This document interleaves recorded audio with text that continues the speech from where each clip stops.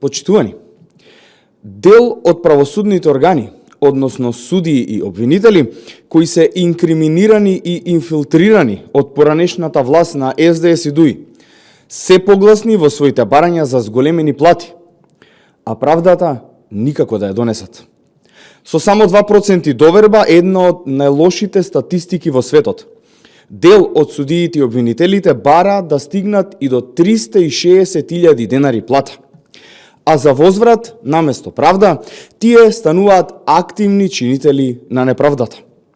Со кое лице овие правосудни органи бараат зголемување на платите, дури поголемо и на оние најразвиени држави, кога за украдени 150 кебапи се добиваат 3 години затвор, за кубење на коса се добива 4 години затвор, а за пожар во болница каде што живи горат 14 сограѓани, директорите на болницата добиваат по 1,5 година затвор.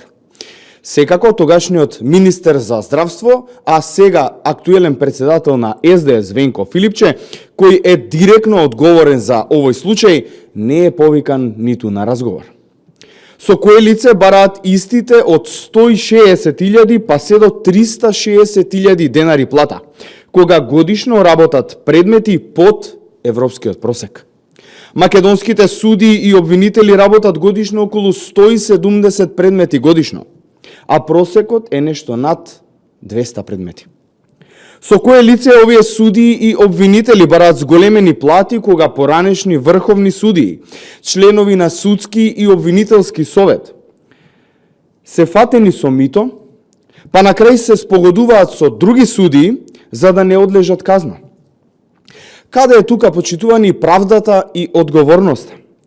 Кој вели дека овие што им досудиле спогодба нема и понатаму да одработуваат и да се спогодуваат и со други криминални и корумпирани структури? Почитувани граѓани, поголемиот дел од судството и обвинителството се честни и докажени луѓе во својата област. Но не можат да дојдат до израз токму од овие корумпирани и до гуша заглавени судии и обвинители, кои одработуваат за една или друга партија или за струмичко муртино или кичевски зајас. Потребни се реформи, а не зголемување на платите. Секако нашите правосудни органи земаат едни од највисоките плати во регионот, а имаат само 2% доверба. Ви благодарам.